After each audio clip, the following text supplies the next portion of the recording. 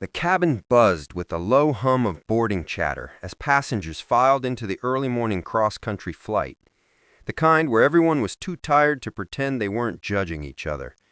In seat 1A sat a man who didn't look like he belonged in first class, not because he didn't deserve it, but because he didn't care to flaunt it. Morn gray hoodie, slight stubble, a simple watch, a calm, steady gaze fixed out the window. His name was Marcus Hale, unknown to the world, but not to the airline whose future now rested in the signature he'd placed on acquisition documents less than 12 hours earlier. No one on the aircraft knew that the man quietly sipping stale terminal coffee had just bought the entire airline. But one person was about to make a very public mistake. A woman in her mid-30s stormed on board, dragging 2 oversized bags and irritation like luggage she'd never learned to check. Her name was Olivia Grant, and entitlement clung to her like perfume. She paused when she reached the first row, eyes narrowing at Marcus.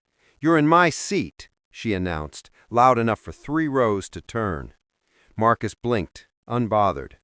"1A? Yes," she snapped, "and unless you paid $6,000 for it, you don't belong here." A hook snapped into the air. Passengers perked up.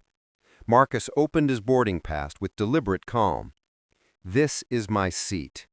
Olivia scoffed. "Sure it is, and I'm the Queen of France." She flagged down the nearest flight attendant, poor Jenna, who had just wanted one easy shift before vacation. "Excuse me? This man is clearly in the wrong seat, and I'm not moving until you fix it." Jenna checked the manifest, then the pass, then Marcus. "Ma'am, he is assigned 1A. "Impossible," Olivia barked. "Look at him. He's not first-class material." The line hit the cabin like a slap. A few passengers inhaled sharply. Marcus remained still, studying her, not with anger, but with the quiet, heavy patience of someone who had spent his life watching powerful people underestimate the wrong person. Olivia continued, voice dripping with contempt. "This airline always gets it wrong. They should have given you a Comfort Plus seat or something. You can't just let anyone into first class." Another hook tightened tension through the aircraft. Jenna offered, "Ma'am, you're in 4C." Olivia's eyebrows shot up in insult. "Excuse me? I paid for an upgraded seat. That back row is filled with people who don't belong." The racism in her tone was thinly veiled but unmistakable. A family of color sitting nearby exchanged uncomfortable glances. Marcus shifted slightly, his posture now different, still calm but watchful. Olivia leaned closer to him. "Get up, now. I'm not asking again." Marcus slowly turned, his voice quiet but sharp enough to cut through her arrogance. "I'm afraid that won't be happening." Her face flushed red. "I swear when corporate hears about this—" She didn't finish, because a second flight attendant approached from the galley with urgency. "We need to get seated. The captain wants to push back early." Olivia sneered. "Then remove him." Jenna opened her mouth, closed it, and then shot Marcus a glance that silently begged for help or forgiveness. And Marcus, with a tiny sigh, finally said the line that would flip the cabin upside down. "If you insist on escalating this," he murmured, "you may want to wait until the captain makes his announcement. Things might shift." The words carried a strange weight. Olivia scoffed again, unaware that she had just insulted and threatened to remove the man whose name was now printed on every legal document tied to the airline's future. But the cabin had felt the shift. Passengers exchanged confused, curious looks, hooks planted everywhere, and the aircraft, sealed and still at the gate, felt like it was holding its breath for what would happen next. As the plane pushed back, Olivia continued to mutter under her breath about people sitting in seats they didn't earn, while Marcus remained quiet, hands folded, eyes forward. But the tension grew heavier with every passing second. The intercom crackled, and the captain's calm, seasoned voice filled the cabin. "Good morning, ladies and gentlemen. Before we depart, I'd like to extend a special welcome to a distinguished guest flying with us today, the new owner of Horizon Air, who finalized the acquisition last night, is on board this morning." The entire plane froze mid-breath. Olivia's jaw dropped. Passengers craned their necks like spectators at a royal reveal. The captain continued, "We want to express gratitude for his trust in our team. Mr. Marcus Hale, welcome and thank you for choosing to fly with us on this momentous day." You could have heard a seatbelt click from the back row. Olivia's hands trembled. She stared at Marcus as if seeing him for the first time in actual color. "You're the owner?" Marcus inhaled slowly, then exhaled. "As of yesterday." Her face drained white. I didn't know." "You didn't need to," he replied evenly. "Respect isn't optional depending on status." But the show wasn't over. The captain stepped out of the cockpit, a rare intentional move, and walked straight to Marcus. "Mr. Hale, if you need anything at all during the flight, let us know. We're honored to have you on board." Olivia shrank. The captain looked at her next, not with anger, worse, with disappointment. "Ma'am, we expect all passengers to treat each other with dignity, regardless of seat or appearance." Olivia wilted. But the storm wasn't done brewing. Mid-flight, turbulence hit, sharp, rattling, enough to make passengers grip armrests. A child cried. People gasped. Marcus pressed the call button. The lead attendant approached, shaken. "Sir?" he said. "Let me speak to the captain." She blinked. "Now?" "Yes." Because while the world didn't know this yet, Marcus wasn't just a businessman. He had earned part of his empire through aviation analytics, through saving aircraft companies by reworking their safety algorithms.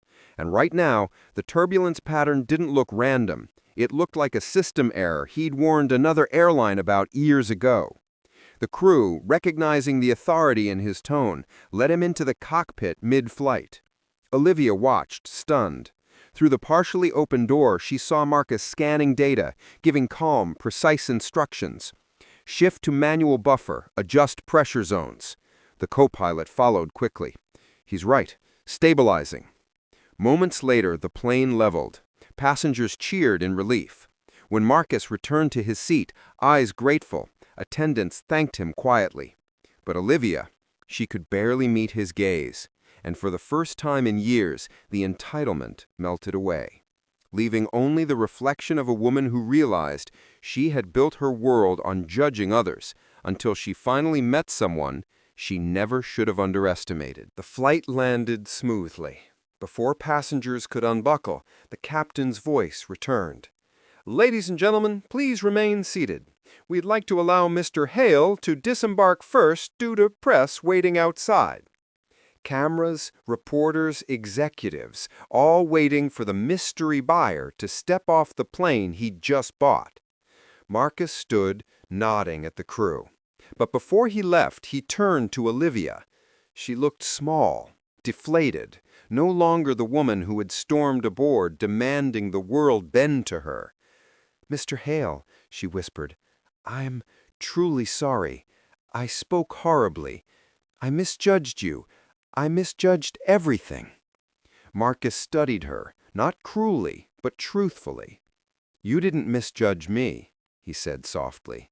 "You misjudged what people should be worth based on things that don't matter." Her eyes watered, the realization cutting deep.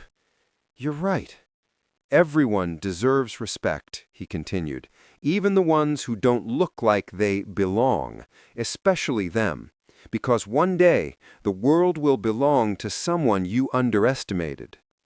Olivia nodded, ashamed yet awakened. "Thank you for not embarrassing me." Marcus offered a calm, measured smile. "We don't grow from humiliation. We grow from truth."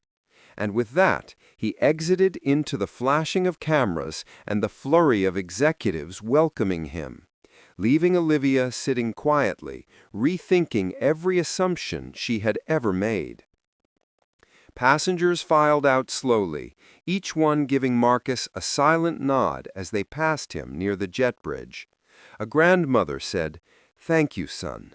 A teenager whispered, "You're awesome." A father murmured, "My kids needed to see that." And as Marcus disappeared into the terminal, his presence lingered, not because he owned an airline, but because he had reminded an entire plane what humility looked like and what humanity should be. If this story made you feel something, anger, shock, satisfaction, hope, don't let that feeling fade. Stories like this reveal something powerful about the world we live in. Too many people still judge others based on appearance, assumptions, and ego, instead of kindness, patience, and character. And the only way we shift that mindset is by spreading the stories that challenge it. So I want to hear from you. What moment hit you the hardest? Was it when she demanded he move because he didn't belong? When the captain revealed who he really was? When Marcus saved the plane in silence?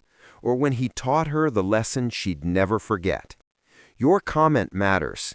It becomes part of the message, part of the reminder that judgment, quiet or loud, subtle or sharp, can fall on anyone and be completely wrong. Share your thoughts below. Your words might be the reason someone else rethinks the way they treat strangers tomorrow. And if you believe in respect for everyone, no matter what they wear, where they sit, what they look like, or what others assume, then share this video. Someone in your circle needs this story. Someone needs the reminder. Someone needs the lesson. If you want more stories that expose unfairness, uplift humility, and reveal the truth behind the people we underestimate, then hit subscribe. This channel is built on storytelling with purpose, stories that move people, open eyes, and push for change. Like, comment, share, and subscribe if you believe dignity is not optional. Let's change the culture, one story at a time.